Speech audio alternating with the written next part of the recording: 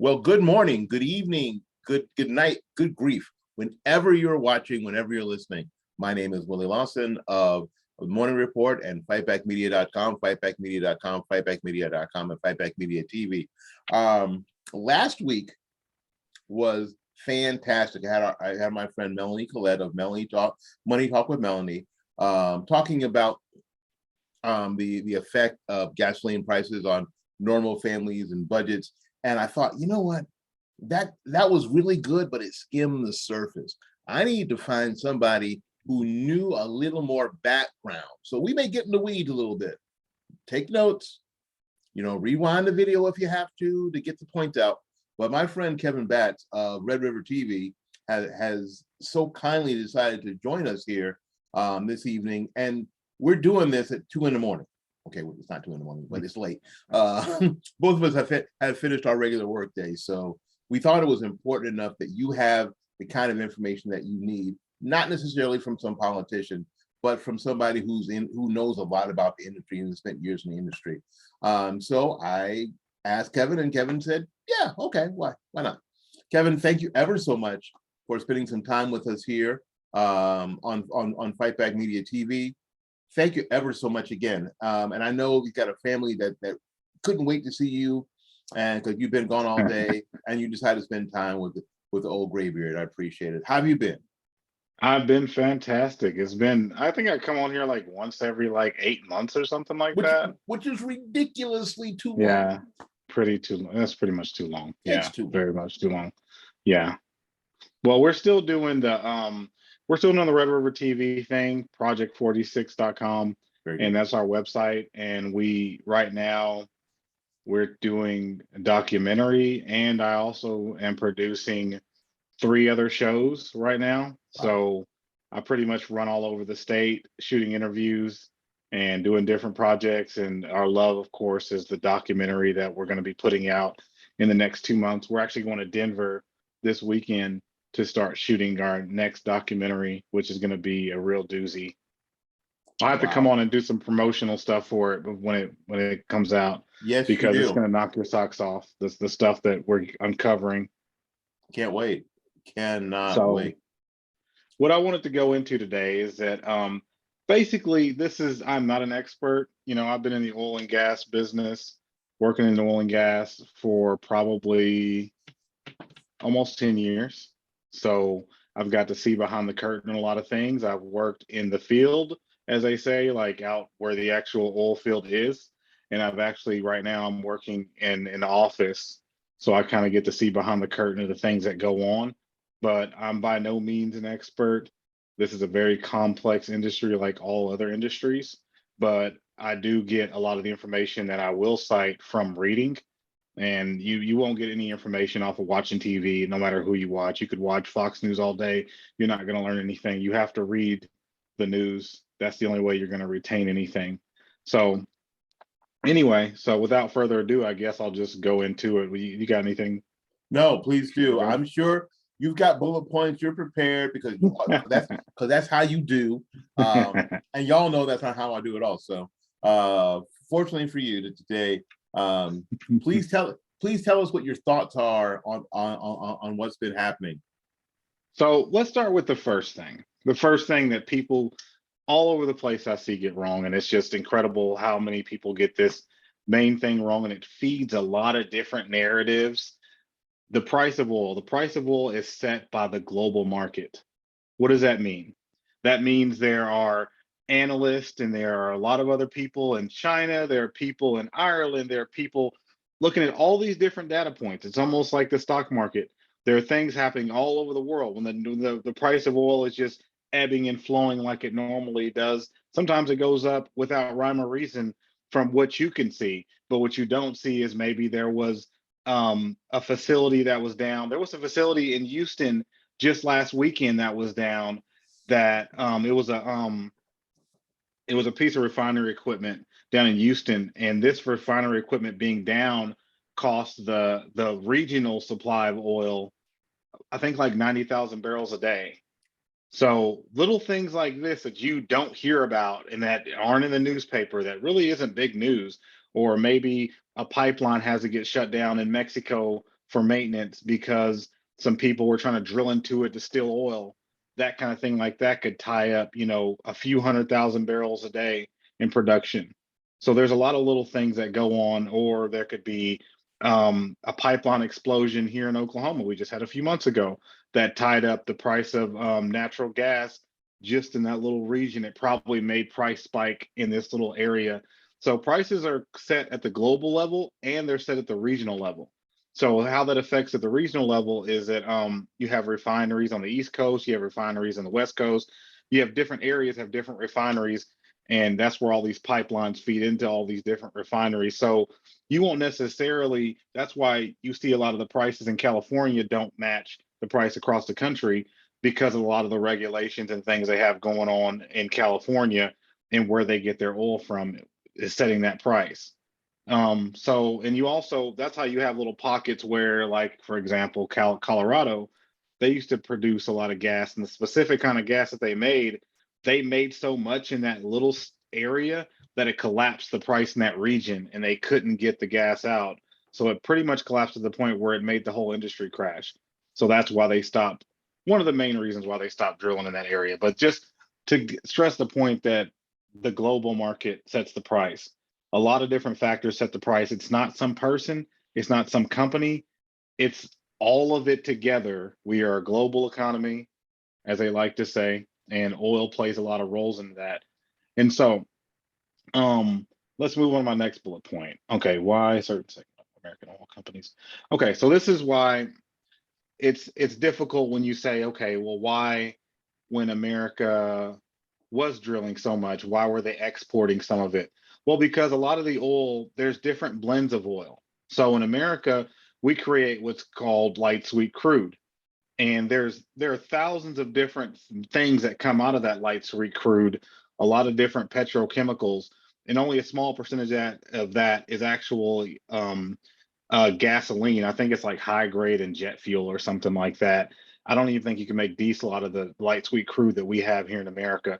You have to blend it. So you have to get the heavier crudes, and the heavier crudes come from Canada, South America, and Russia and Saudi Arabia and a few other places. So that's why whenever we cut off the amount of oil that was coming in from Russia, that's why we had to go to South America and ask them to bring their oil up, because we had to replace that heavy. We didn't have that here in America, so we produce light sweet crude. So that's why people are like, okay, well, why did he go down to South America? I wouldn't say. I mean, it's Venezuela. That's a big deal, and Venezuela is a horrible dictatorship, and we should not be lifting sanctions on them in order to get their oil. But you have to understand why we did that primarily is because we had to replace that amount. They had to.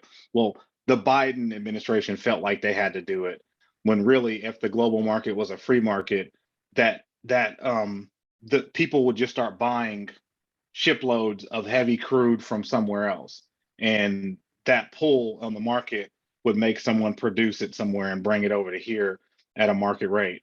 But anyway, so when you had that part getting cut off, it actually, of course, it made the price spike for a second because of the uncertainty of where the oil was going to come from. And you see right now it's kind of going back down.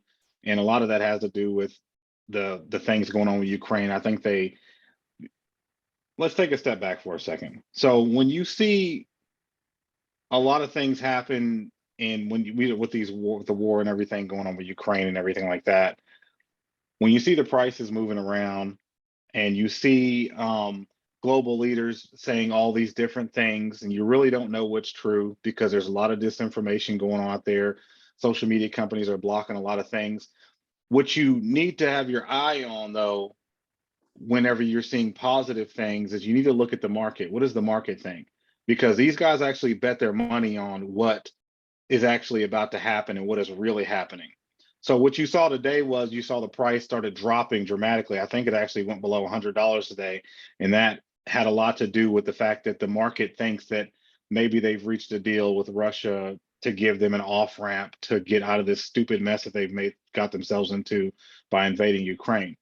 So anyway, side tangent. So let's go to my next point. My next point is why American oil companies aren't drilling like crazy. Now, there's a lot of different factors. The number one factor why American oil companies aren't drilling like crazy has to do with the fact that when we were drilling like crazy a few years ago, we did not have fiscal discipline. We made a lot of promises about, the price of oil is never going down. We're never going to stop making these profits, and we weren't being fiscally disciplined.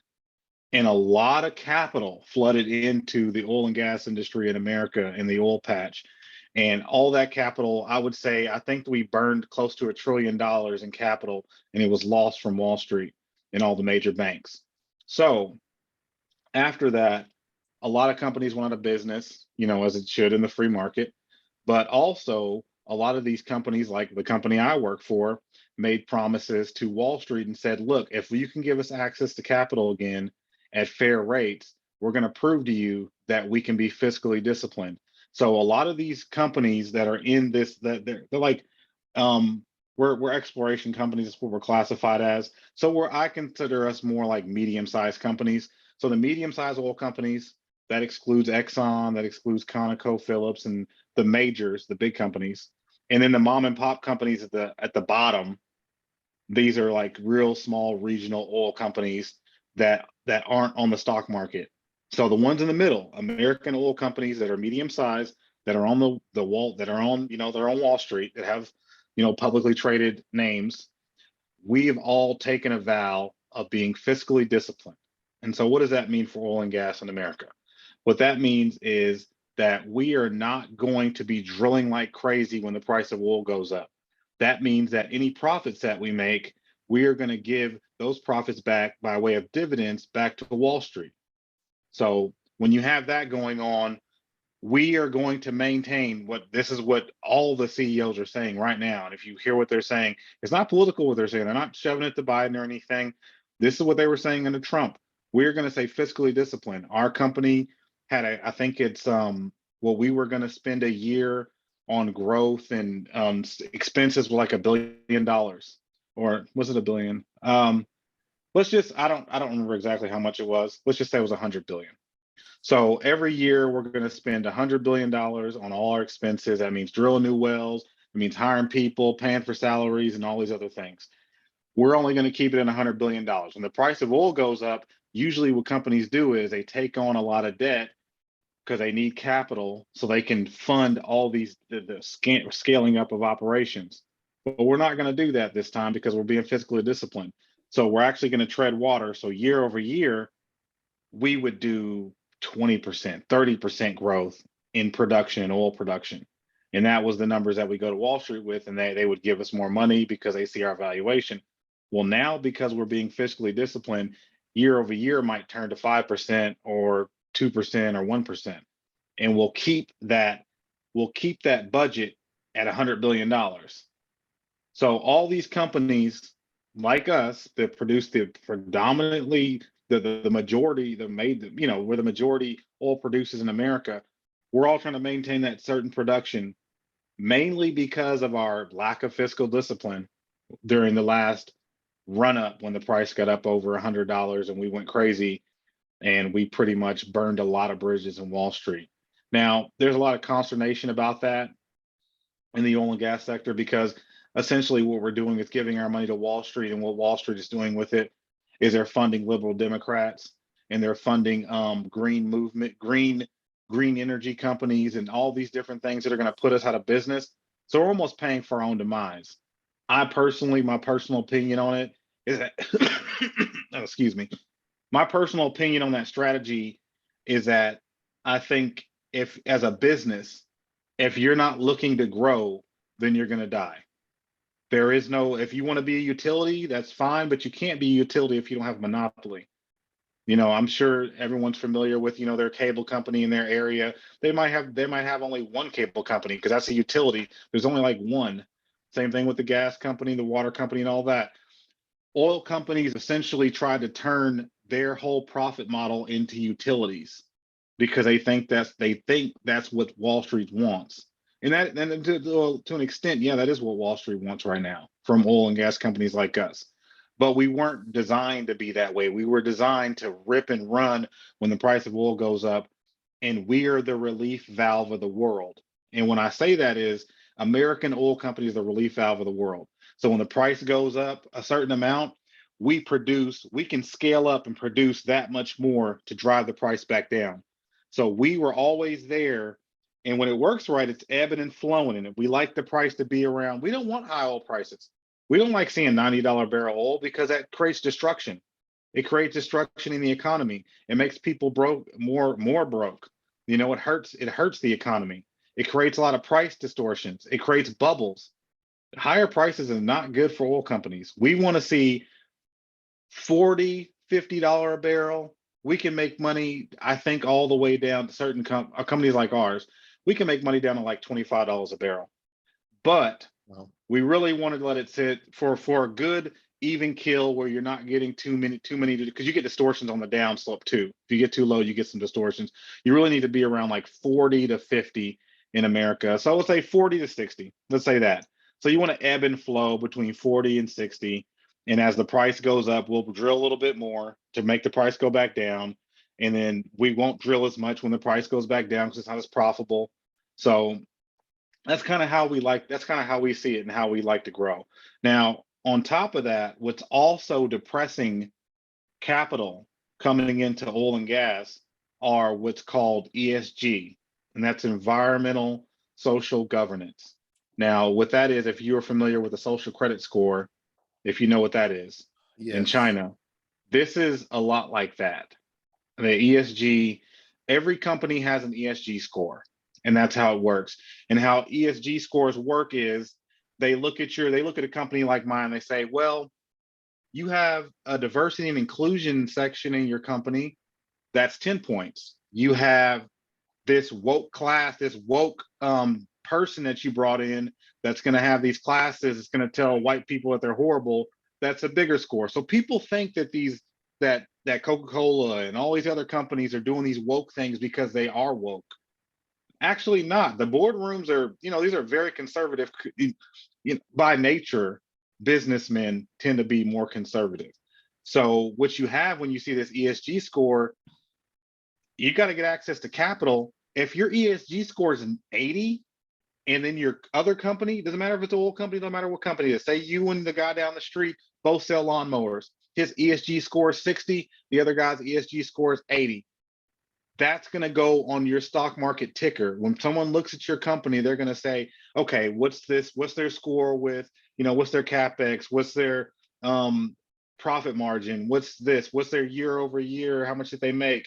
And also, what's their ESG score? Because I want to make sure that they're environmentally conscious, they have good social governance.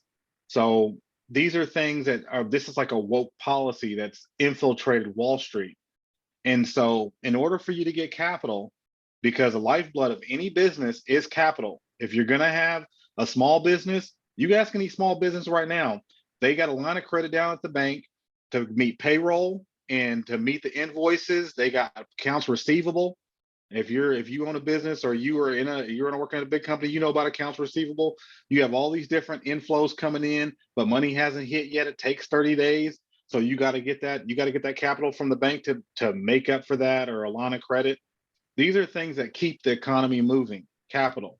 So to tie capital up with an ESG score, it essentially turns companies woke because they're trying to compete with other companies for that same capital. So my company is trying to compete with other oil companies for the same capital. There's not a lot of capital because they're mad at us. Remember, we went crazy last time, so they're mad at us. So we're trying to up the ante we're trying to we're all trying to race to the bottom on trying to give as much money as possible in dividends and as much money back as possible for the money that we make for I'm trying to think about what I'm gonna say. Let's talk about an example. Like, for example, a couple of years ago, the oil and gas sector that mainly produced gas, they made record profits during that huge freeze last year that happened in Texas and Oklahoma and all across the United States. And we made more money, I would say, in like 2 or 3 days than we probably made the entire year, Wow. just because the price of gas shot up that high because there was a price spike, because no one was able to produce gas because everything was down, because everything was frozen. So there were certain companies that were able to produce. And those companies that were able to produce, when they made all that extra money, that means some of these companies made an extra, they were projected to make 800 million that year and they made 2 billion that year because of that. Or they made 3 billion or 4 billion. So what they did with that extra money is they didn't keep it. People think they kept it and put it in their pocket. A lot of these companies paid that back in dividends. They gave it right to Wall Street. It went right into Nancy Pelosi and Chuck Schumer's pockets for the, for the next election, because that's how it works with Wall Street. But so when you're talking about drill baby drill, you're not going to get drill baby drill because one, we don't have access to capital. We got to be woke. Only way you're going to get capital is being woke. And so that's why all these companies are getting woke right now. This has nothing to do with what they want to do. It's just that it's just got to happen that way. You got to bring in a diversity inclusion officer. That's going to raise your ESG score. You got to say you're down for all these green initiatives. That's going to raise your ESG score. You got to say that you're going to go carbon neutral. That's going to raise your ESG score. All these different things. They've tied the Chinese credit system to our monetary system. And that's why we're seeing these things happen with a lot of these companies. And that's one of the reasons why those two reasons together, and a few other factors, of course, is the reason why you won't see oil and gas companies drilling. It really doesn't have a lot to do with the price of oil and gas, besides the fact that we're not the relief valve for the world anymore. The reason the price of oil is high right now is because Biden in the United States and the State Department has been snubbing Saudi Arabia, and to pay us back, they're raising the price of oil, and they've been doing it for the past year. And that's something that just hasn't really just been largely reported, but a lot of what's going on with the price of oil has a lot to do with that. And I'm talking about right now we have the war and all that other stuff, but I'm talking about it in the aggregate, and of course inflation. So you pour all these different things into the pot, and there you get what we have right now. But these are all different factors. So the next thing we're going to go into is, I've already talked about this is shale. American shale is what we produce, and we get it through fracking, of course. And this is production that can go online quick. So when someone tells you that, oh, we can't bring on production quick in the United States, that's not how it works. Yeah, it takes a while to get those drilling rigs out there, but I can tell you, compared to Saudi Arabia and compared to a lot of these other countries, we can ramp up production very fast, very, very fast, and very dramatically. But we're not going to do that, like for the reason I said before. But we can ramp up production very fast. But the problem was that we only produce light sweet crude, like I said before. It's a very light crude. And there's a lot of different things in it that's good and that will help lower the price. But really what you want to see is when light sweet crude goes up, you got to blend that with heavier crudes. That's how that works. So if you don't have the heavier crudes coming online, and only people right now that there's a lack of capacity. If Russia was still producing, they're at almost 100%. They're not going to be able to produce anymore.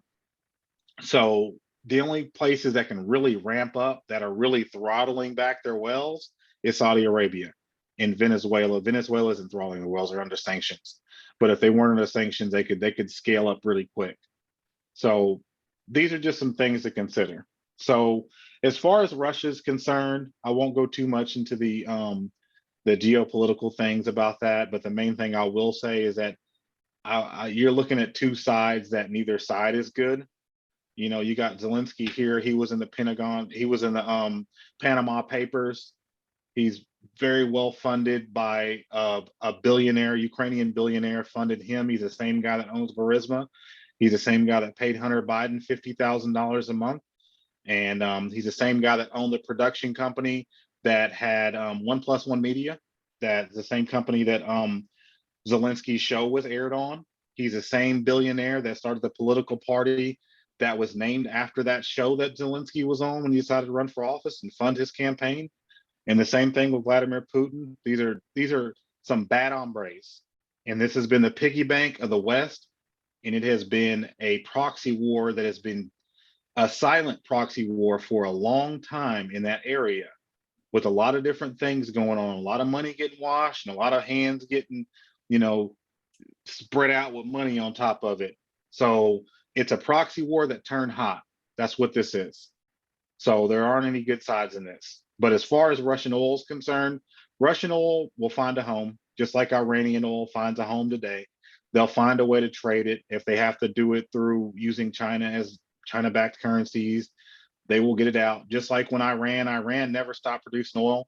Iran was selling oil to France. Everybody knew it in Europe. Europe was taking Russian, Iranian oil when it was under sanction. They did it illegally. There's ways to do it. There's a lot of different ways to do it. Just like um, Syria is under a lot of sanctions right now. Syrian oil still finds its way to the market. Now it's reduced and it's at a reduced price. But I mean, if you're on the black market and you're selling oil for, 30% off, 25% off, somebody's going to buy it. And it ain't like in the one thing you got to think about with oil. This is the funniest part. And this is something before I stop. And this is just, you can't stop it. It's almost like gold. So the pipelines that run from Kazakhstan or whatever starts with a K, they have oil and gas pipelines that run through all these Eastern Bloc countries. That oil meets up with Russian pipelines. So Russian oil is mixed in with the or gas or whatever from these Eastern Bloc countries, and Russia's been managing it, and no one says anything because they know the sanctions really don't mean anything in terms of that. It does create it creates disruptions, it creates price distortions. That's one thing that it does do.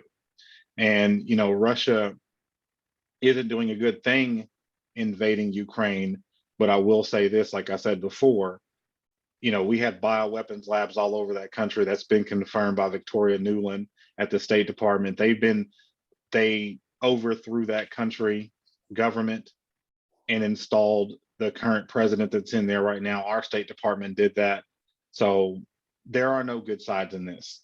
And the oil will find a home, and the oil will go to market, and the price of oil, as this contentions continue to de-escalate, as they started de-escalating today, you could tell because the price of oil started dropping. As you see the price of oil drop, you'll know that it's de-escalating. They're finding a solution. So hopefully they find some kind of off-ramp where Putin can save face and everyone can go and feel like they won the day, So otherwise we're going to end up in World War III. But before we end, I just want to say that, that oil always finds a way out. It's hard to beat oil because the world needs oil. And it's not the fact that you need oil to start your car. You need oil to run your cell phone. You need oil to a lot of different medicines that we have rely on oil for a lot of the different materials that go into that. There's a lot of different things, everything around you, the paint on your walls, Plastic in my pencils, pen. everything, plastics, everything is run off of oil. Oil is one of the basic building blocks of modern society, of our modern economy. So it's not going anywhere. And the only thing these governments can do is, of course, they're going to fight over it. But I mean, that's pretty much the spill.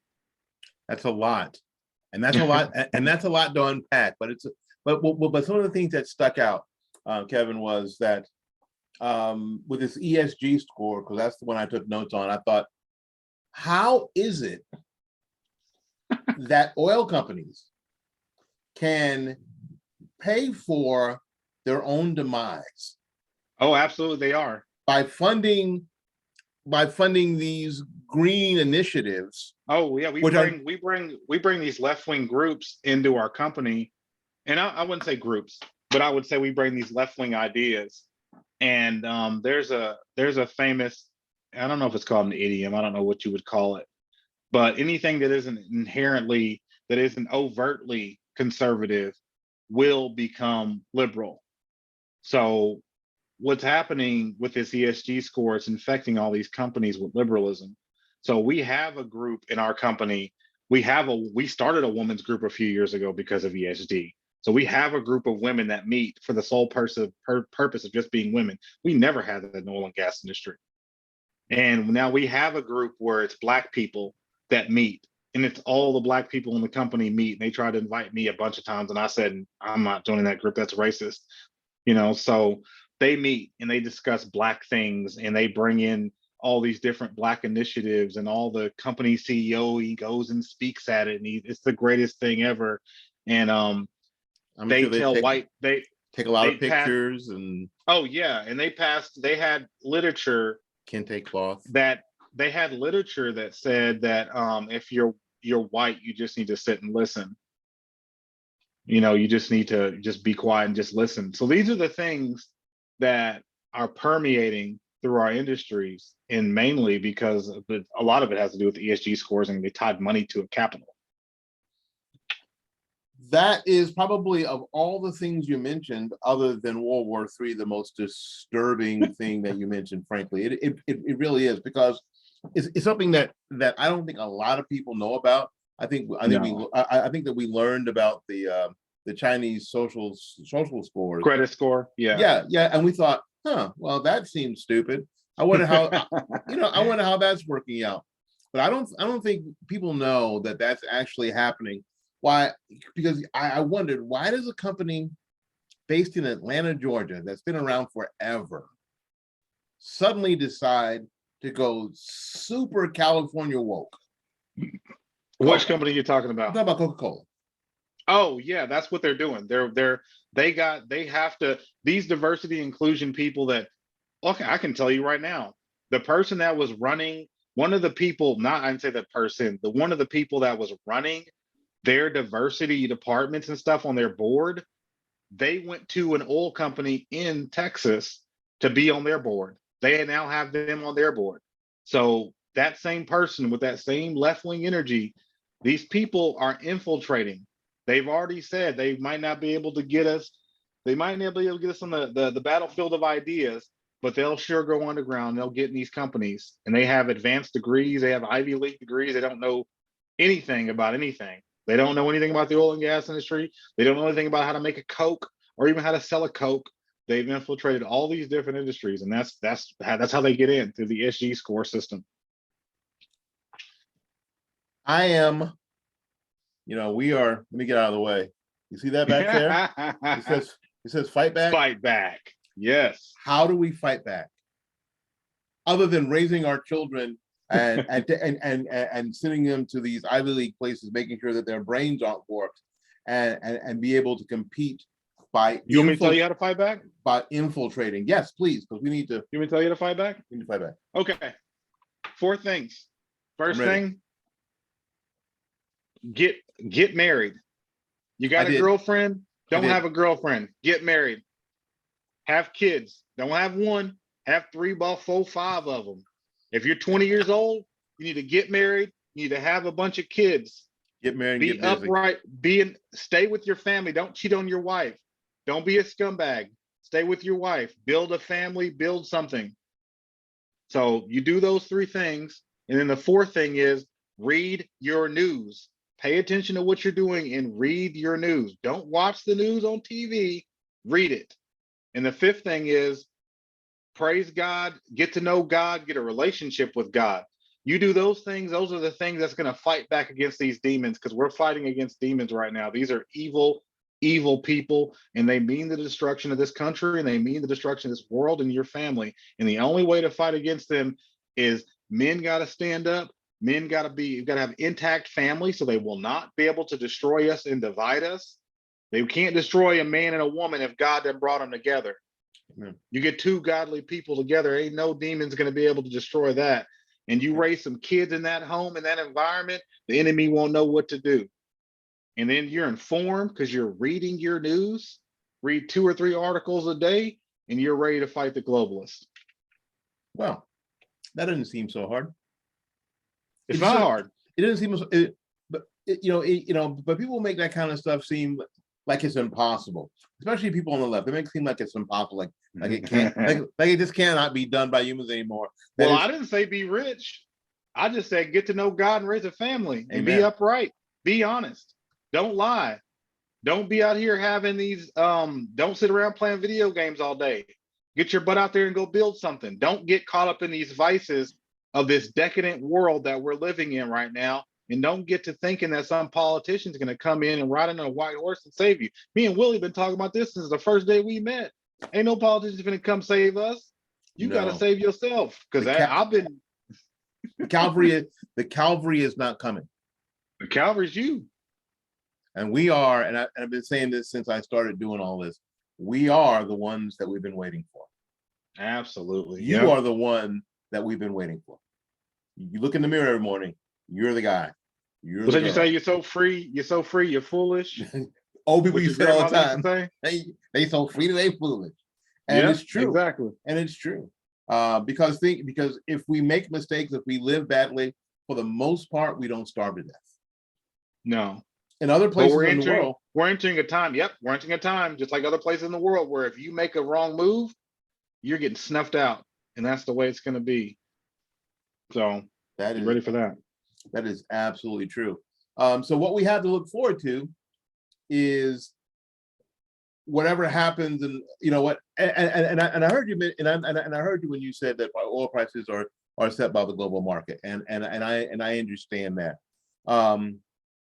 But what happens here and policies here Yeah, are absolutely. also a That's poured part into the pot. It's poured into the of, pot. of the global Yeah, the market as global well. market. Yeah, So it isn't necessarily incorrect to blame it's not. policies It's not. No. of this administration or any administration. Well, Um, when you're talking about any kind of problem, the buck stops at the president. He's the leader of the free world. you So would no think matter so. what's happening in the world, it doesn't matter who the president gets to blame, right or wrong. So even if the president did nothing, that's almost one of the few positives of being out of power, is that you can just, the No, president gets blamed for everything. You don't no, get let's the go. blame. You're always on the, they're on the defensive. We're on the offensive because we're out. So the president's always going to get the blame because he is pouring things into the pot. And Biden's poured a lot into the pot as far as negative. He ran on shutting down oil and gas, and now he wants to memory hole that and act like that didn't happen. He absolutely ran on shutting down oil and gas. We heard every single word he said, and he's been unsuccessful in doing that, but he's also been successful in chilling. That's another part of the chilling effect that's going on in the oil and gas industry, is that, no, why would we want to drill when this guy's just going to regulate us to death? And we do have a lot of things that we can't do that we did before under Trump. We did have to scale back a lot in certain states. So those are things that got poured into the pot. Now, Biden has a big, heavy hand to play in this global markets price setting, but people try to act like, well, these oil companies are just greedy and they're raising the price. Like, we're not raising the price. This is happening for geopolitical reasons. Biden snubbed Saudi Arabia the first day he came into office. He snubbed them. And now they won't take his calls because the Saudis know one thing. If you're not going to go along with oil and gas in your own country, you're not going to be independent in your country as far as energy is concerned, and Russia knows this too, you will need us before we need you. So we just have to wait. We'll put the squeeze on you. We'll raise the price up by scaling back production or not growing. Those ebbs and flows, like I said, the ebbs and flows, America set the ebbs and flows. Saudi Arabia now sets it because we're in the back seat. Now we're producing a record amount of oil and gas in the United States. We certainly are. But the feeling, it has nothing to do with what's happening. Those numbers don't mean anything. When you're talking about a global market, it's just like Wall Street. What do they feel? They feel like Biden said oil and gas is on its way out the door. They feel like America is not going to be energy independent that much longer. So the feeling becomes reality. And that's the reality we're living in today.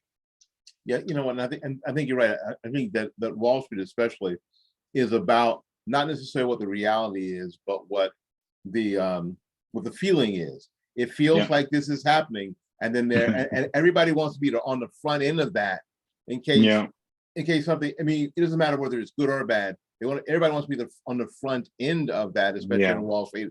I mean, if you ever seen any videos of people on the floor, the traders on the floor, they need 1 inch of news to drive the whole thing. They go crazy.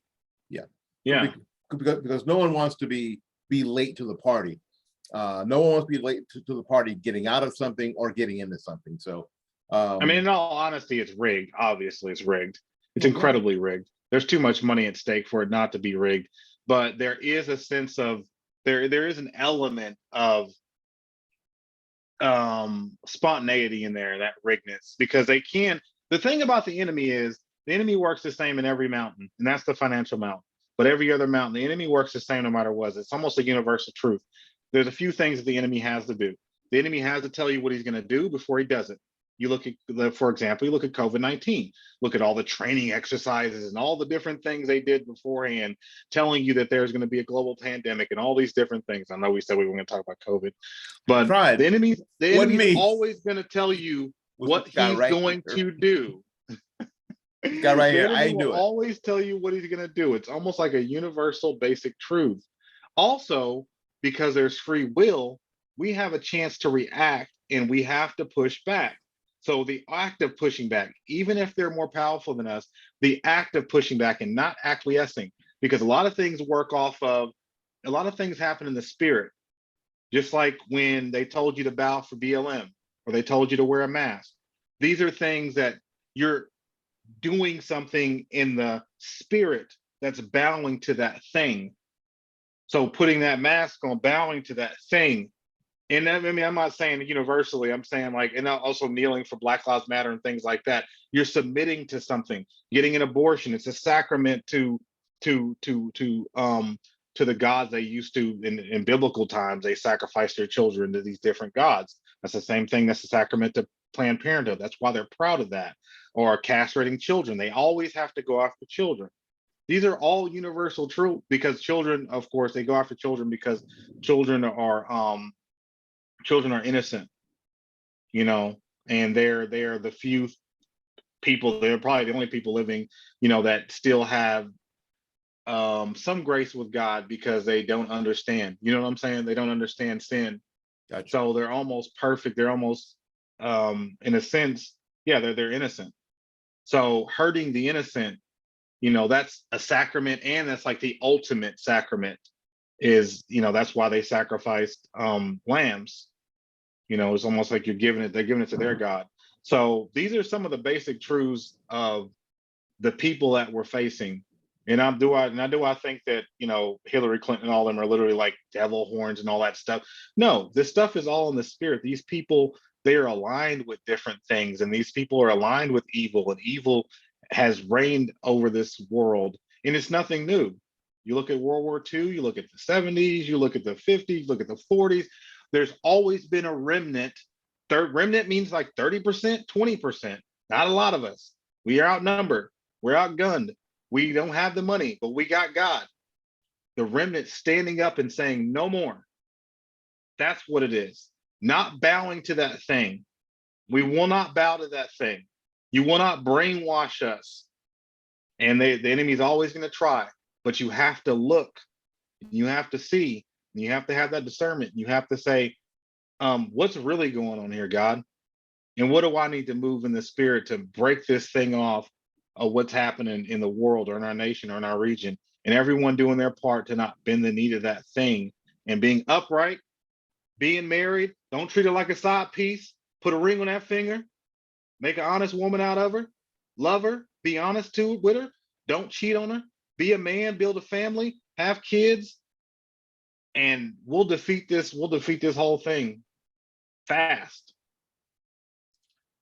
You know, we just did a unit at church talking about David, and Oh wow. Yeah. David, you know what, and you know what, and David's the perfect encapsulation of what you were talking, what you just talked about. In the natural, first of all, David's a kid.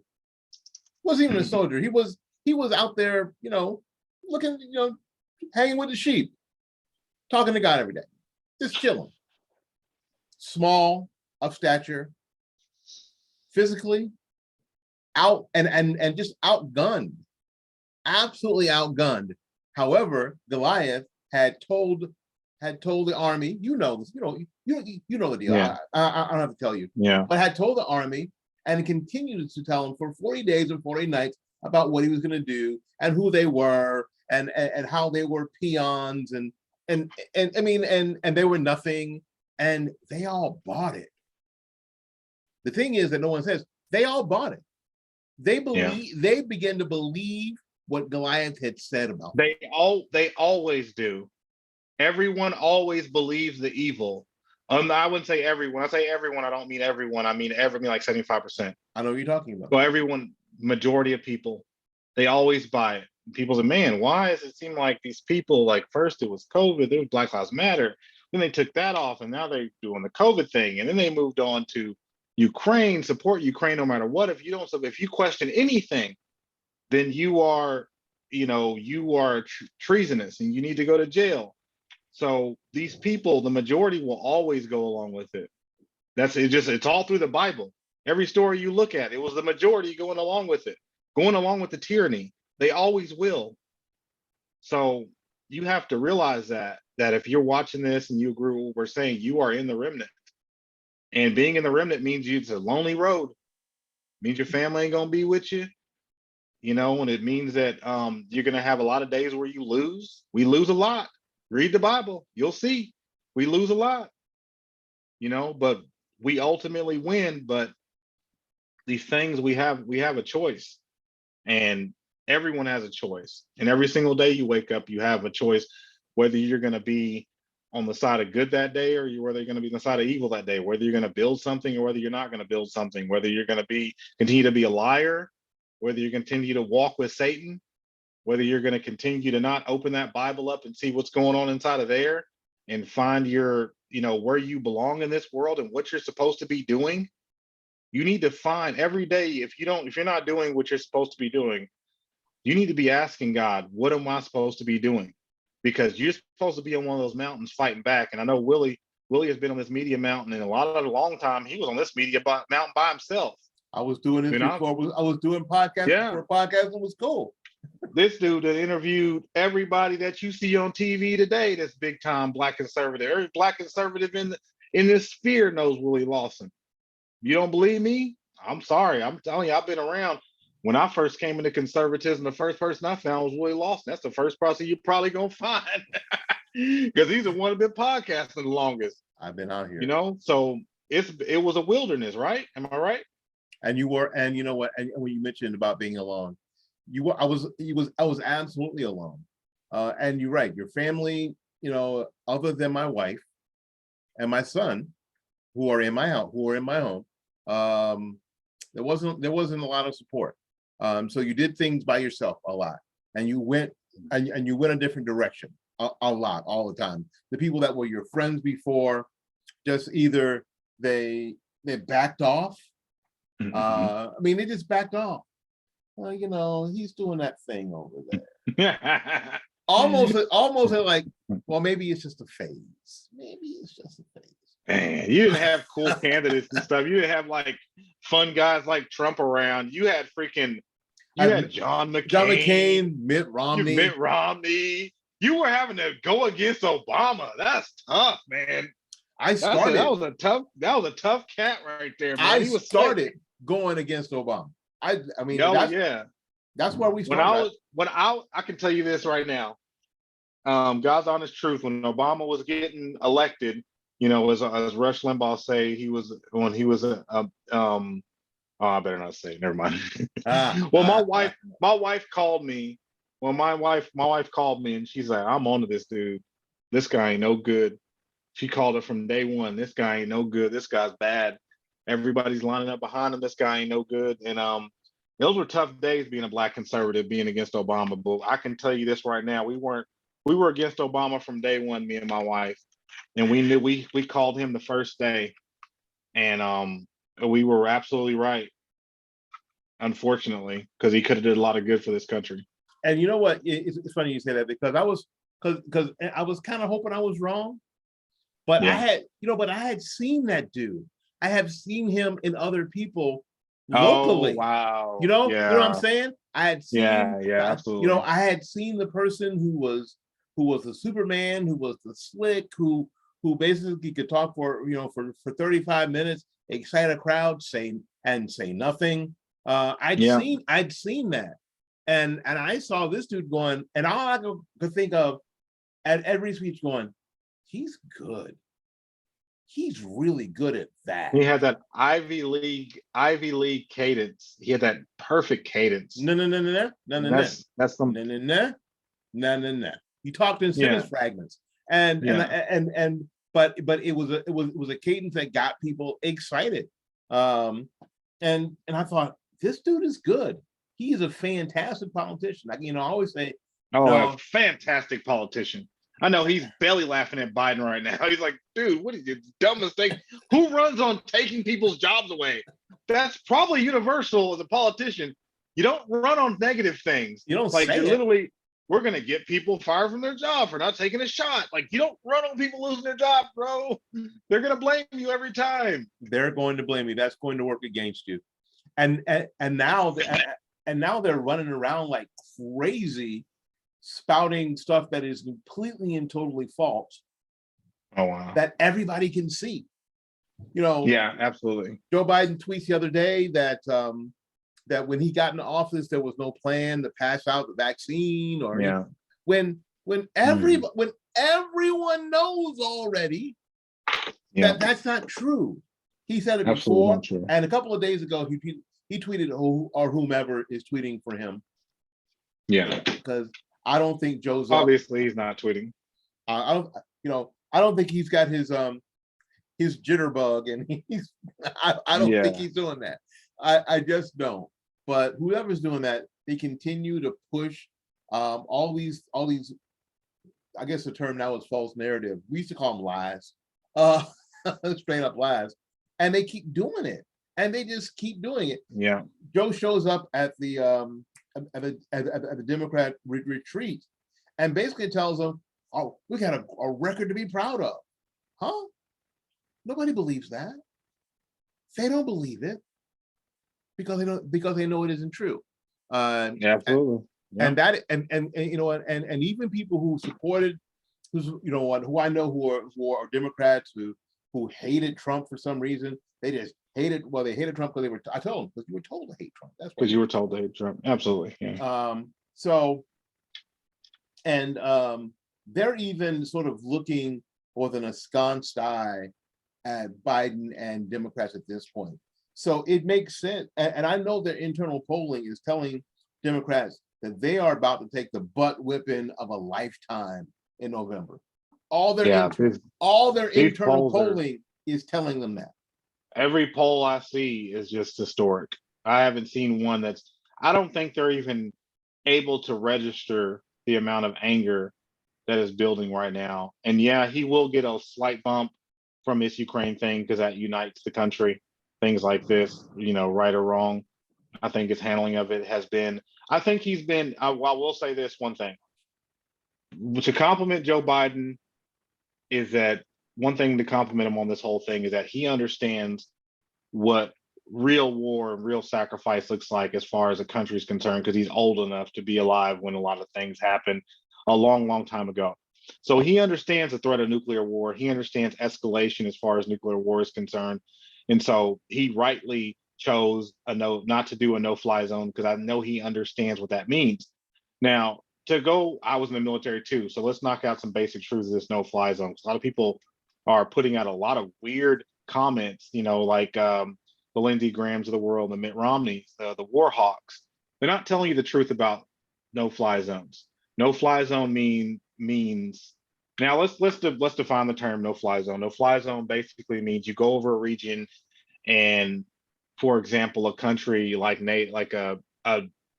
someone like NATO says that okay, we're gonna have a no-fly zone over this region. That means nobody can fly over this area, and if anyone tries to, we're gonna stop them. So that's presented as okay, we just released a decree, and all of a sudden everyone just stops flying in this area. No, this is what really happens. Let's look back at the first Iraq War, Desert Storm. We created a no-fly zone before we invaded and everything. Before that thing really got kicked off, we created a no-fly zone over southern Iraq. And so when we created that no-fly zone over southern Iraq, the first day we went in there to set up the no-fly zone is we had to go in and bomb SAM sites because they had a lot of sites. You have to fly your aircraft over this area, and the Iraqis had a lot of SAM sites in the surface area. That's surface to air missile sites, and these are missiles that are made to take down planes, enemy planes. So they had to go in, they had to take out planes, so they had to cross over into Iraq and take those SAM sites out. And as they were taking those SAM sites out, an Iraqi plane came flying into the no-fly zone. They warned him a couple of times. He didn't listen, so they shot him down.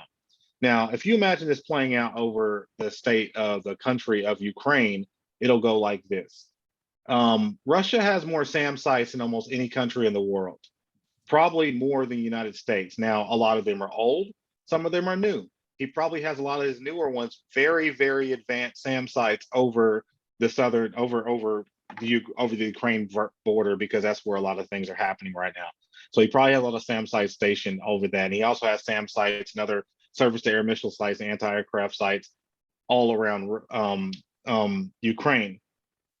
Not as many, but the majority of them are in Russia. So what you're going to have to do is, if you're going to enforce a no-fly zone, is you're going to have to fly sorties into Russia, and you have to blow up those SAM sites, or you're going to have to get, you have to do like tomahawks and stuff like that, do missiles from the ships off the coast in this, I forgot what sea that is. I think it's the Black Sea or something like that, off of Ukraine. You probably have to have them shoot some missiles into Russia from there, which I don't even know if they go that far. That's just tangent. But essentially what you're doing at that point is you are at war with Russia. So a no-fly zone means war with Russia. And when you look at military doctrine on both sides, that's on the Russian side and that's on the American side. Military doctrine states if two nuclear powers go to war against each other, it will only end in nuclear annihilation. And mainly that has to do with the fact that it's I don't know if this is an idiom either, or just a saying some old person said, was that there's a saying in Russia essentially is that we are not going to, what's the point of the world existing if we don't exist? What's the point of a world existing without Russia? And what that means basically is if they feel like they're going to lose in this shootout between two nuclear powers, they will push the red button. That is in their military doctrine, and it's based off of that idiom that a world cannot exist without Russia. Think about it how you would think about it. Like, okay, I'm going to go down with the ship. If somebody was trying to take over your house and they were trying to take out your family, would you go run and hide or would you fight? You can use every weapon at your disposal. Why? Because what are you going to lay down and let them kill your whole family? Do you want to exist without your family, or are you going to use every means possible? That's how Russia views their country. And so, yeah, we dust them off in 5 seconds. And then we dust them off, and as we're winning, they're going to have all their subs, which they have off the eastern seaboard and the western seaboard all the time. It's documented. Look it up. They have submarines all over the world, and they're off the eastern and western seaboard right now, all the time, doing their routine, paths through our eastern and western seaboard, right off the coast of DC. They will surface. They don't even have to surface. They can launch ICBMs from submarines underwater, and we won't see them until they surface off the water. And by the time they come out of that water, 6 minutes, dead. There's nothing we have. We might be able to shoot down a few of them, but it's nuclear annihilation on both sides. That's death. So the people talking about nuclear war, and I even heard someone say small nuclear war and all these different things. No, that means the world is over, completely and utterly over. And they push the button and we push the button, and that's it. They have nukes off the coast right now. They also, even if they don't do nukes, let's say it's a situation where they are level-headed, they don't do nukes. They have, like I said, submarines. They have a lot of submarines. They have submarines right now over our cables, over our communication cables. The communication cables that go underneath the ocean, and they're all over underneath the ocean. You can Google it. Just Google communication cables underneath the ocean, and they're huge, huge, thick cables that are underneath the ocean, and they're not like normal cables because they carry the internet. And people think that a lot of this stuff goes through satellites. Some of it does, but a lot of it goes through these undersea cables, and a lot of like different grid things with the grid, like energy transfers. Like there's oil and gas pipelines that go under undersea cables. There's all kinds of different things, but mainly the one I'm focusing on is the internet. If you knock down just a few of those cables, you can knock down, because all these internet basically is just servers communicating with each other and just creating pathways and nodes and stuff like that. You chop off a few, they have subs, and they don't know this was all like in some of the intel type things that I read, that's been made public. They suspect that they have these submarines where they can drop, they have these things, they're almost like anchors, and they drop them on the undersea cables because they found some of these undersea cables around the straits around England. They had a couple that got in Norway that got cut in weird ways over the past like 5 or 6 years. And they what they think is their speculation is that Russia has developed this system where they can drop something. It's almost like an anchor on top of the cable and it cuts it clean, but it cuts it in a way to where it almost looks like it just like was an accident, but you can't really tell how it happened. So you pre-position certain submarines in certain areas and you cut the cables at strategic locations on top of doing a cyber attack, you can pretty much knock down well, even if you don't knock down the grid, you can create so much havoc. You're talking about um, destructions that we can't even think about. I mean, you think about everything's run off the grid, off of the internet and things like our whole oil infrastructure is run off of a lot of different smart things that are connected to the internet and are connected to IP addresses and things like that. You're going to lose control to a lot of different things, and the whole infrastructure of the world right now, the whole global economy is built off of the internet in a sense. So these are just things to worry about. You know, I'm not trying to scare anybody. I'm just saying that these are things that I read, things that I know about, and I know that this is deadly serious. And I think that Biden understands some of this, and I think that's why he's been reluctant to do a no-fly zone because he knows that that means absolute annihilation on both sides. And that's one thing I think he's doing. I think that we wouldn't have gotten here under Trump because, of course, Putin sensed weakness. But if it did go down under Trump, I think Trump would, bat it down in his own unique way. But I don't think Biden knows how to make it stop. I think he knows where it needs to stop as far as the red line, how far we need to go. But I don't think he understands how do we give this guy an off ramp so he can feel like he got something, because you're just going to have to give him something so it'll go away. He can't, this can't go the way it's going because it's only going to end one way. So I don't, based on what you said, the whole thing with Poland and the 28 MiGs, how does Blinken not realize that is an escalation? Well, that was a poison pill. And see, that whole thing was, okay, well, let me explain that. Please. So what happened was, this is all being coming from the State Department. A lot of the stuff that's been going on with the overthrow and then putting in Zelensky and all the things going on with Ukraine has been going through the State Department. Victoria Nuland, she's played a major role in that. She's over at, I think she's at the State Department still. But anyway, so the State Department has been doing all this. They're the ones they're using. I forgot the name of the organization, but they promote democracy around the world. And they work with they're in the State Department.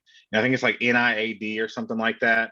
I forgot what the acronym stands for, but they promote democracy around the world. And essentially what they do is they go around the world with this bucket full of money and they overthrow governments that they don't like and install governments that are friendly to the United States. That's how they support democracy. So you keep that framework in your mind when you're talking about this. Poland's been on the naughty list for a long time because Poland's been trying to get away from the global order and go back to what they consider conservative in that region. So what happened was you have the State Department try to say, okay, well, we're going to cut a deal to give you guys these new jets if you give Ukraine your old MiGs. And the reason that we had to do it that way is because a lot of their pilots, Ukrainian pilots, know how to fly American jets, like our more modern jets. They're not like aces at it. But when you're in a firefight situation, you don't want to be like, oh, which button do I push? Like thinking about it. It needs to be muscle memory. So they know Russian-made jets. So they had to find a country with Russian jets. And they went to Poland and said, okay, you guys got all these jets here. What you're going to do is you can give them your jets and we'll give you some brand new jets. Fine. And so Poland really didn't want to do it because they're like, that's a bit much. That's kind of escalatory.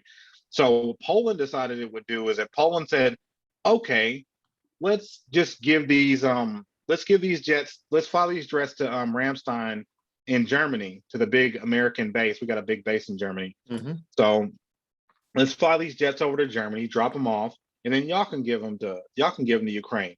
Well, the DOD was like, oh no, bro, we ain't doing that. What you talking about? You finna have us slide up? We're gonna do sliding there with these jets. We gonna get shot down. It's gonna be World War III. So the DOD was like, no, we're not doing that. So the reason, the story behind that was that Poland didn't really want to do it, so they sabotaged it. That's why they did it like that. Okay. They were, what the State Department wanted them to do was a dummy mission. I don't know if you from the hood, you know what a dummy mission is. A dummy mission is when you get somebody dumb to do something dumb. So they were like, dang, let's go trick Poland into flying these jets in here. And if the Polish get shot down, then that's on them. They being dumb. Then we can play off of that. We'll create more chaos off of that, but it won't be our guys getting hit. The DOD ain't going on no dummy mission. The DOD done played the game with State Department. Like, we ain't going on the road with y'all. Y'all be playing too much. Y'all trying to get us out here getting caught. But Poland sabotaged it for that reason. So, in another port to go into just a little bit on Ukraine, not trying to take up too much of your time. No. The bombing that happened over on the border with Poland, and a lot of people aren't talking about this. Now, I don't know if you saw the coverage about them bombing that base that was right on the Polish border, right on the border in Ukraine to Poland. Yeah. And it was big news. Now, they've been bombing bases, this is an invasion. They're bombing bases. They're taking over airports. That's what they're trying to do. So it really hasn't been that big a deal. You really didn't see that. But this particular bombing really got them rattled. And would you like to know the inside scoop as to why? Yes.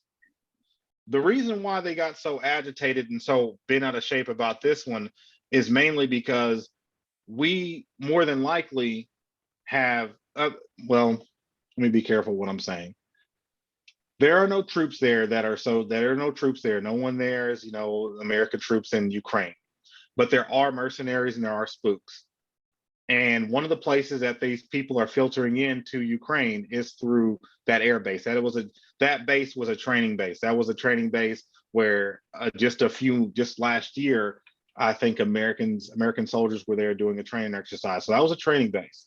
That was a base where if they were bringing in mercenaries, if they were bringing in special forces who retired last year, or the CIA or whoever, they were housed in that. That was the epicenter of where they were bringing in weapons.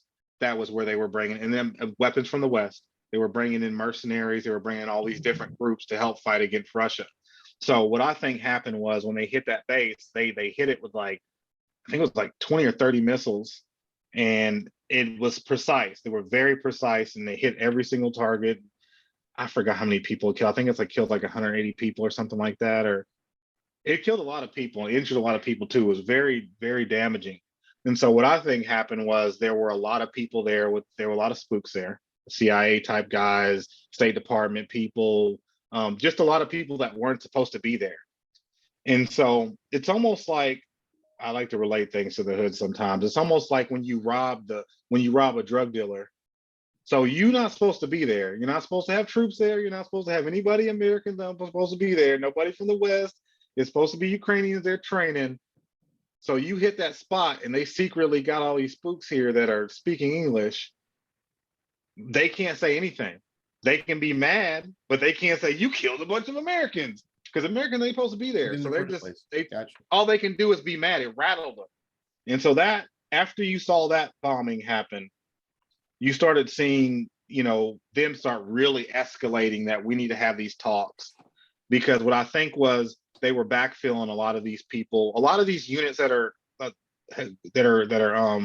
fighting right now in Ukraine. Some of the more elite ones. I mean, they're there's the Nazis, of course, everyone talks about those Nazi battalion that battalion they have out there, the Azov battalion. They're almost like the elite of their military. They're up there. They've been fighting a long time. They've been fighting Russians out there in Ukraine, but they're on the other side of the country where Kiev is at. I don't think they have as many people as they got like, you know, with the Asimov battalion. So they had people filtering in, but this is all my theory. So the Asimov battalion stuff isn't my theory, that's real. But I think they had people funneling down like mercenaries and things like that coming in because they know that money's coming from all these Western countries. There's going to be money, there's going to be weapons. You know, there's money to make or whatever. Maybe they believe in what Ukraine is doing, whatever, you know, more power to them. But I think this bombing really rattled them because it's like a lot of people that they were expecting to go in and help push back the tide against Putin are gone. So you almost had like a brain trust that was getting ready to be distributed across the country to replenish, you know, all their losses, get knocked out. And so now they have to regroup. And so now that created like a little vacuum where it's like, oh crap, we had all these mercenaries going in and they were going to lead some of these people or be backfilling some of these spots in these weaker spots in Ukraine. And then weapons got destroyed and then all this got destroyed and they can't admit any of it. So all they can do is report it like, oh my gosh, oh my gosh, oh my gosh. And so, yeah, Putin's definitely getting desperate, but Putin's intelligence is right on point if he's hitting things like that. He already knew to hit to get into some of those biolabs. I think they said he got 2 of them, you know, and the one part I don't understand is about the bioweapons is that Putin has bioweapons, you know, so they're saying that he's going to get these bioweapons and he's going to use them. Putin has bioweapons. Russia has a very large military. You don't think they have bioweapons already? So I'm not saying that he wouldn't release them, but it just doesn't make sense. If your troops are there, why would you release it? And if these are not bioweapons and they're just biological, you know, like diseases and stuff like that, why would you release a disease if you're there? Like that'd be like, okay, you see Ebola sitting there on the table and you're a Russian soldier and Putin's like, you know what? We should release that Ebola in Ukraine while my soldiers is there. He doesn't care about his soldiers. They don't care about losing soldiers because their strategy more relies on encirclement and cutting off your resources and then creating these, they create these corridors. They call them refugee corridors. So they open up the refugee corridors and what they're hoping is as they're bombing when they got you encircled, you can't leave. They bomb it. Then they open up you can go through and you can leave. And they're hoping that soldiers put down their weapons and just leave too and funnel out with the people. They'll let them leave too. That's what they did. That's what they did. That's what they did in Syria. So what they did in Syria, to a large extent, what they did in Syria is that they encircled them. They did something similar in oh crap, I forgot the name. It's the same. They've done it a few times. They encircle you, and it's like an old Russian thing, and they've been doing it forever. Their whole thing is built off. They circle you, and they call the inside a cauldron. And inside the cauldron, they just dump missiles, and then they'll send in people to like tank battalions to like shoot up some stuff here and there. But it has to do with you can't leave, and you're getting bombed to death. They take over the water, they take over the power, they cut the power off, they cut the water off. And they pretty much just make it so miserable for you. And even if you don't get hit with the bomb, if your home is shaking because bombs are dropping every single day, eventually you're going to get rattled and you're going to want to leave. Even if you're a soldier, you're going to get rattled and you're going to be like, they're saying that I can leave when they open up these refugee corridors. I'm just going to put my gun down and leave. That's what they did in Syria. They had so many people leave, soldiers left, and people left. And eventually the city was empty. And they'll just keep doing it until you either give up or all the people are gone. And that's what happened in Syria is a lot of people left. And during the final months, you had just a small group of the true believers, soldiers, still fighting. But I mean, at that point, doesn't even matter. You know, you can send the soldiers in to mop them up, or you can just keep letting them be in this empty city with nothing on. And that's the same thing they did in Chechnya is what I mean. They did it in Chechnya, and it's very bloody. That means you're blowing everybody up. You're blowing up everything. But you're mainly just trying to get them rattled, and you're gonna close the cauldron, bomb the crap out of it, open it up. Okay, you guys can leave if you want to leave. Please just leave. We want to just leave and go be with the Red Cross. Then close it back up, bomb it like crazy, open it back up. You know, that's what they've been doing. So that's how their strategy works. And a lot of people don't talk about that because they think about shock and awe, and they don't understand that their whole military strategy is not like ours. We don't do shock. They don't do shock and awe. What they want to do is they want to preserve as much as they can your political structure. That way, when your country does fall, we don't have to, like we did when we went to Iraq, we killed everybody. We blew everything up. We told the army they're dismissed. We told the judges to go away. We destroyed the whole system and knocked it down. They don't do that. Their military doctrine, right or wrong, is basically we're going to try to preserve those pillars and tell those people, hey, if you want to just stay and go be the mayor of that little city or whatever. Now, if they take over and you're like bad, or they don't like you, they're going to get rid of you or whatever because they're not good people. They're evil. The Russians are evil. But this is just their military strategy telling you it dry and unemotionally. But this is so they want to preserve those political structures. They want to preserve the infrastructure as much as they can. And they do all that.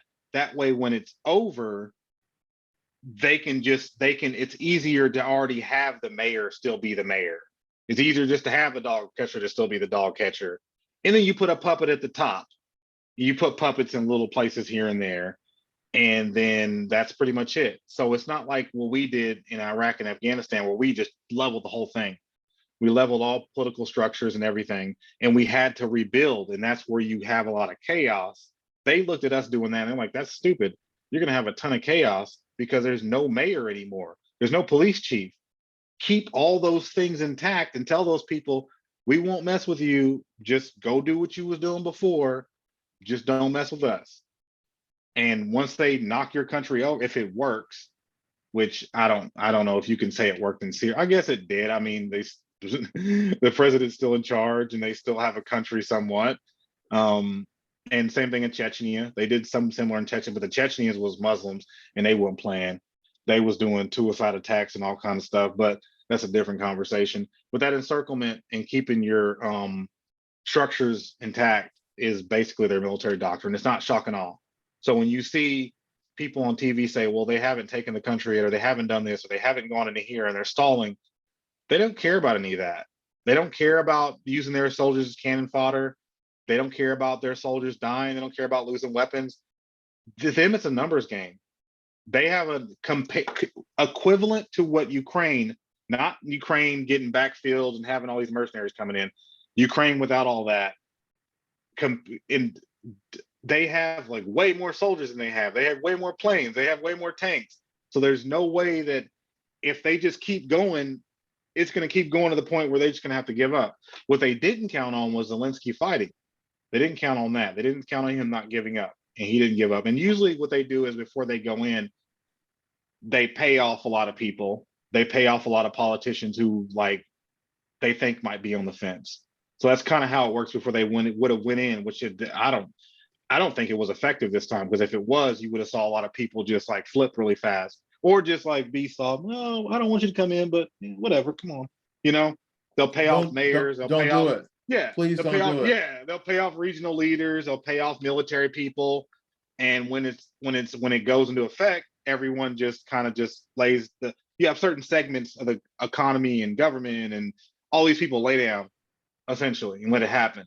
So when it works right, which I don't think you can point to a country where it did work right. But in theory, when it works right, you'd already have paid off the people. You roll in, you encircle the people that don't want to leave. Then they do the refugee corridors and they leave. And then you end up with a country that's mostly intact, has all the same structure as before. It just has a puppet at the top. And you don't have to nation build. You don't have the nation build because you don't care about, you know, in a sense, like with Syria, you don't necessarily care. They can be Muslim if they want to be Muslim. I mean, the thing about the Soviets, when they were in charge, when they used to go nation build, they didn't care if the Muslims wanted to be Muslims. They let them be Muslims. Now, eventually they tried to indoctrinate them, and that didn't work very well, but they would go to Muslim countries and they would be like, yeah, you can praise Allah, but guess what? Communism's awesome and you should be an atheist, you know? But they'll try to do it subversive ways, but yeah, they're not going to nation build. They think nation building is stupid. Most of these other countries think nation building is stupid. Well, you know, I think nation building is stupid. Unless if you're going to send our blood and treasure across the sea or anywhere, my thought is then you got to go somewhere and put the flag up, or not do it. Mm. Yeah, they got to give us something. Put You the flag can't up. have a Or don't do country. it. Yeah, absolutely. If you're not gonna Absolutely. if you're not gonna put the flag up, and then this next group of people you're gonna send are from Marriott and Holiday Inn to build resorts, then what are we doing? What are we doing? Exactly. And if you're not going to send your kids, then why would I send mine? That's exactly right. That's exactly right. All right, listen, man. This was in the weed stuff, and I appreciate that Yeah. because no, I think that that we are so soundbite heavy and so Mhm. simple narrative heavy that we don't have, and conservatives just don't have a full 4K picture of what we're looking at. We're looking Yeah. at things as if we're looking through our flip phone, the Yeah. camera in our flip phone, Yeah. and we need a 4K picture, an 8K picture of what's going on Absolutely. around us, in order for us to be able to ask, what do I, when you ask God, what do I do? What's my part in it? You got to have a Absolutely. picture, a vision of what's going on, so you can make sure that your part in it is going to be effective. But if you've got, one of my favorite TikTokers uses an old flip phone.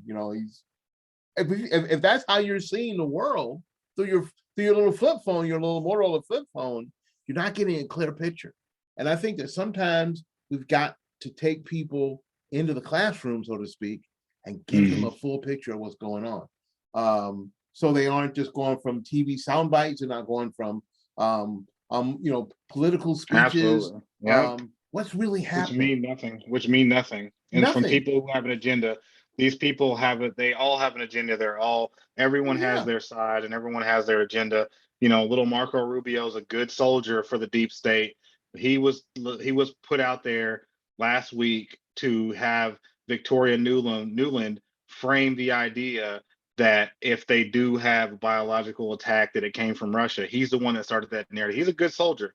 He's a soldier for the deep state, and he does what needs to be done. So all these people, while they're talking, you have to understand that they're funded by companies like Raytheon. They're funded by a lot of these mega defense conglomerates. The mega defense conglomerates in February and January, they had their quarterly meetings with their investors. You can go read the transcripts of these. They had meetings where they said that this next quarter we're going to have way more profits than we've ever had. They didn't say anything about the war. They didn't say we're going to war, but they said that we're about to have massive, massive profits. And they sent their little soldiers out to all these different news stations. A lot of these people, these new faces you're seeing on these news stations, and some of them old, that have defense names behind their names, and they're ex this guy or ex that guy having to do with defense, and they're talking about the war. Look into some of these guys. Some of these guys are previous spokespeople for some of these mega defense conglomerates. Some of these people are connected with mega defense conglomerates. They're not exactly lobbyists, but I'm in media. Willie's in media. He knows how this stuff works. The people you see on TV are there for a reason, and they're there to push some kind of narrative. And if you're not towing that narrative, then they're going to take you out, or they're not going to let people to see your stuff. That's exactly right, and that's how it works. And All that's right, man. CNN, Fox News, everything. Yeah, well, especially CNN, Fox News, MSNBC, MSLSD, ABC, CBS. Yeah, absolutely. All of them. Oh, well, of course. All the corporate media, legacy media, all the corporate You ain't media, never radio seen stations, all Fox that. you ain't never seen Fox get censored off Facebook. Tell me when they got censored. I'll wait. Not Tell me one when a time. video got taken down off of YouTube. I'll wait. I don't know, man. I'm just letting you know. You better pay attention. They took that Biden money for the COVID propaganda. You better look into it. They did. All right, I'll let you go. They did. Yeah, this could be a 6-hour thing, and actually, and then a video that's impossible to render. Absolutely. All right, Kevin. Well, thanks so much for the information, man. Give everybody at your house a hug from everybody at my house. Yes, sir. I will do. And everybody who's involved in Fight Back Media, my friend Paul Swanson of the SwansonReport.locals.com again, and he's been a huge help. Swanson killing it on Instagram. His Instagram game is tight. We're trying. We are trying. Because again, everything's a landmine. Everything's a landmine because I could be right and it doesn't matter. It doesn't matter. No. You could be truthful. I could be truthful. I could I could be compassionate. I could be careful, and it doesn't matter. Yeah. Because if it doesn't fit the narrative, poof, it's gone. You know, that's how my TikTok is. Yeah, I know. Well, TikTok, yes, because sometimes you have to go into a lion's den. You just have to. Absolutely. And you know what you know what it's going to be. But you have to go anyway, because sometimes the truth has to be spoken. It has to get into the air. It has to get in the atmosphere. It's got to get into the environment somehow. And if it's me doing it, fine. I don't know how I got picked, but okay. I'm good. I just don't know, but I'm good to go. All right, man. Listen, let's get out of here. Listen, take care of yourself and take care of everybody around you. And listen, folks, thanks again for hanging on. In this video, it's a little longer, but it's good stuff. The way that you can help us is to share it. Don't just like it, but like it, write a comment, and send it to somebody else, because you are our distribution system. We don't have a distribution system. We don't have a company that's gonna take this video or take this audio and share it with the world. We ain't got that. All we got is you. And this may, and like Kevin was talking about earlier, this may be your part. This may be the thing that you get to do. That you share this with your friends and family and like-minded people and your conservative clubs, your Republican clubs, your libertarian clubs, or whatever. You have to share it. It's not just for you, it's for all of us. And if you'll do that for us, then you can feel like at least you've helped out some. Share it with 5 people and implore them to share it with 5 more, because that's how it works. That's how we get this done. All right. Well, I'm gonna bid you a fond adieu. I'm gonna finish my dinner and render this video. Sometime it'll be done sometime about 4 a.m. I can't wait to post it, man. I'm gonna put it up, and it's gonna be good stuff. All right, again, thanks so much. Thanks for watching, everybody. Until we see you again, go out there and learn something, love somebody, and for goodness sakes, y'all take care of yourself. We will see you when we see you. Bye-bye now.